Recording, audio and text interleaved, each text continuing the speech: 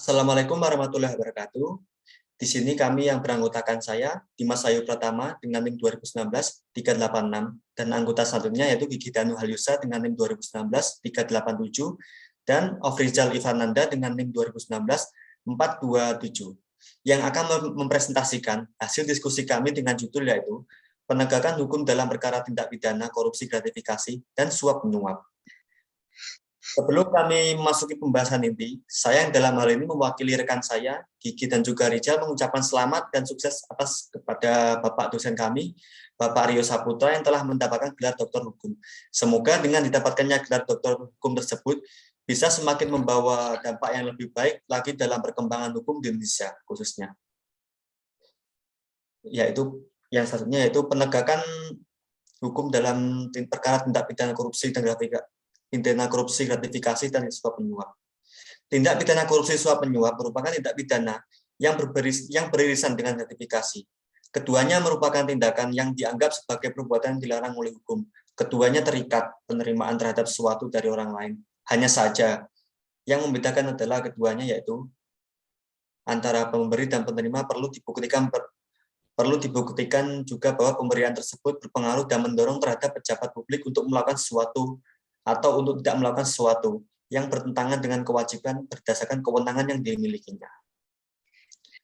Memasuki analisis tentang gratifikasi sebagai suatu tindak pidana, yaitu yang mengenai pengertian gratifikasi. Pengertian gratifikasi terdapat pada penjelasan pasal 12B ayat 1 Undang-Undang Nomor 31 Tahun 1999 junto Undang-Undang Nomor 20 Tahun 2001 tentang pemberantasan tindak pidana korupsi yang menjelaskan bahwa yang dimaksud dengan gratifikasi dalam ayat ini adalah pemberian dalam arti luas, yakni meliputi uang, barang, rabat, diskon, komisi, pinjaman tanpa bunga, tiket perjalanan, fasilitas penginapan, perjalanan wisata, pengobatan cuma-cuma, dan fasilitas lainnya. Gratifikasi tersebut yang diterima di dalam negeri maupun di luar negeri dan yang dilakukan dengan menggunakan sarana elektronik atau tanpa sarana elektronik. Apabila kita cermati penjelasan pasal 12B ayat 1 tersebut, kalimat yang termasuk definisi dari gratifikasi adalah sebatas kalimat pemberian dalam arti luas, sedangkan kalimat setelah itu merupakan bentuk-bentuk gratifikasi. Dari penjelasan pasal 12B ayat 1 juga dapat dilihat bahwa pengertian gratifikasi mempunyai makna yang netral, artinya tidak ada makna tercela atau negatif dalam arti kata gratifikasi tersebut. Apabila penjelasan ini dihubungkan dengan rumusan pasal 12B, maka dapat dipahami bahwa tidak semua gratifikasi itu bertentangan dengan hukum, melainkan hanya uraian lebih lanjut mengenai hal yang dapat dilihat pada bagian selanjutnya, yaitu mengenai kapan gratifikasi dianggap menjadi tindak pidana korupsi, akan dilanjutkan oleh teman saya, Saudara Gigi Danu Halyusa. Baik, kapan gratifikasi dianggap menjadi tindak pidana korupsi? Untuk mengetahui kapan gratifikasi dianggap menjadi tindak pidana korupsi, perlu dilihat rumusan pasal 12B ayat 1 UU nomor 31 tahun 1999 junto UU nomor 31 tahun 2001 tentang pemberantasan tindak pidana korupsi yang menyatakan setiap gratifikasi kepada pegawai negeri atau penyelenggara negara dianggap pemberian suap apabila berhubungan dengan jabatannya yang berlawanan dengan kewajiban dan atau tugasnya.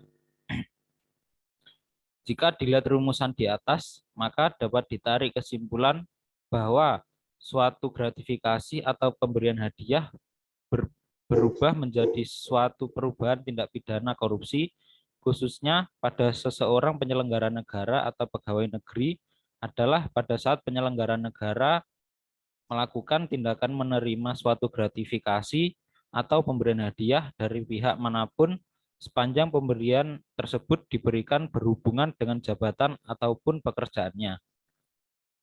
Pemberian hadiah atau gratifikasi yang diterima oleh penyelenggara negara adalah salah satu sumber penyebab timbulnya konflik kepentingan. Konflik kepentingan apabila tidak ditangani dengan baik dapat berpotensi mendorong terjadinya tindak pidana korupsi. Definisi konflik kepentingan adalah situasi di mana seseorang penyelenggara negara yang mendapatkan kekuasaan dan kewenangan berdasarkan peraturan perundang-undangan memiliki atau diduga memiliki kepentingan pribadi atas setiap pengguna wewenang yang dimilikinya, sehingga dapat mempengaruhi kualitas dan kinerja yang seharusnya. Konflik kepentingan inilah yang dikhawatirkan akan mengakibatkan terjadinya berbagai negatif seperti terganggunya independensi penyelenggara negara atau pegawai negeri yang bersangkutan, dan terganggunya objektivitas penyelenggara negara atau pegawai negeri. Selanjutnya, pengaturan tindak pidana suap menyuap akan dilanjutkan oleh Okrizal. Baik, di sini saya akan menjelaskan tentang pengaturan tindak pidana suap menyuap. Pengaturan mengenai tindak pidana suap diatur di dalam peraturan perundang-undangan di Indonesia. Sejak zaman kolonial Belanda, larangan mengenai pemberian dan penerimaan suap sudah diatur dalam Wetboek van Strafrecht. Begitu pula pada saat Wetboek van Strafrecht diadopsi menjadi Kitab Undang-Undang Hukum Pidana. Dalam perkembangannya, hukum positif di Indonesia belum pernah merumuskan secara jelas mengenai definisi suap menyuap. Oleh karena itu, rumusan pasal 12B ayat 1 Undang-Undang Nomor 31 Tahun 1999, Junto Undang-Undang Nomor 31 Tahun 2001 tentang pemberantasan tindak pidana korupsi yang menyatakan bahwa setiap gratifikasi kepada pegawai negeri atau penyelenggara negara dianggap pemberian suap. Kalimat tersebut merupakan kalimat yang multitafsir karena suap menyuap dirumuskan ke dalam beberapa pasal yang berbeda pada UU Undang-Undang Tindak Pidana Korupsi, yaitu pasal 5, pasal 6, pasal 11, pasal 12, dan pasal 13. Dan untuk masing-masing ketentuan memiliki rumusan delik dan ancaman hukuman yang berbeda sebagai berikut. Poin A. Rumusan pertama mengenai suap menyuap adalah yang melibatkan pegawai negeri sipil atau penyelenggara negara sebagai penerima suap untuk berbuat atau tidak berbuat sesuatu dalam jabatannya atau berhubungan dengan sesuatu yang bertentangan dengan kewajibannya. Ancaman hukuman kepada pemberi dan penerima suap tersebut adalah pidana penjara paling singkat 1 tahun dan paling lama 5 tahun dan atau denda paling sedikit sebesar 50 juta rupiah dan paling banyak sebesar 250 juta rupiah. Dengan rumusan tersebut, maka ancaman hukumannya dapat bersifat alternatif dengan menjatuhkan salah satu jenis hukuman pidana atau denda, atau bersifat kumulatif dengan menjatuhkan hukuman pidana dan hukuman denda secara bersamaan. Selanjutnya, poin B. Rumusan berikutnya yang mengatur mengenai suap menyuap adalah melibatkan hakim atau advokat.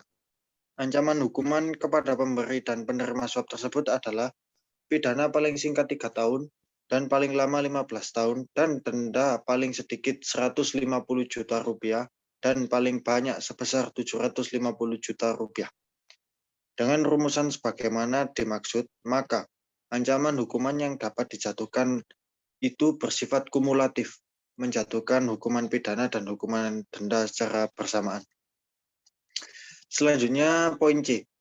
Rumusan suap berikutnya mengatur mengenai suap menyuap pasif atau penerima suap oleh pegawai negeri atau penyelenggara negara yang di dalam rumusannya cukup dibuktikan bahwa penerimaan suap itu dilakukan dengan menginsyafi atau dapat diduga bahwa surat suap tersebut terkait dengan kekuasaan atau kewenangan yang berhubungan dengan jabatannya. Ancaman hukuman kepada penerima suap sebagaimana dimaksud adalah pidana penjara paling singkat 1 tahun dan paling lama 5 tahun dan atau denda paling sedikit sebesar 50 juta rupiah dan paling banyak sebesar 250 juta rupiah. Dengan rumusan pasal 11, maka ancaman hukumannya dapat bersifat alternatif dengan menjatuhkan salah satu jenis hukuman pidana atau denda, atau bersifat kumulatif dengan menjatuhkan hukuman pidana dan hukuman denda secara bersamaan. Untuk yang terakhir yaitu poin D, Rumusan suap terakhir mengatur mengenai suap menyuap pasif atau penerima suap oleh pegawai negeri, penyelenggara negara, hakim, dan advokat. Ancaman hukuman terhadap penerima suap adalah hukuman penjara seumur hidup atau pidana penjara paling singkat yaitu 4 tahun dan paling lama 20 tahun. Dan dipidana denda paling sedikit sebesar 200 juta rupiah dan paling banyak sebesar 1 miliar rupiah.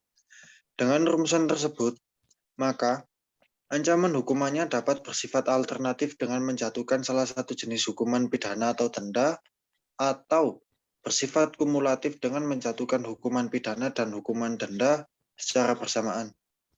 Sekian dari saya. Selanjutnya saya akan dilanjutkan oleh rekan saya yaitu Dimas. Baik, terima kasih dari penjelasan teman-teman. Sekian penjelasan singkat tentang gratifikasi dan suap dari kelompok kami. Tak lupa kami ucapkan terima kasih kepada teman-teman dan juga Bapak Rio yang telah menyaksikan video ini. Sekian, wassalamualaikum warahmatullahi wabarakatuh.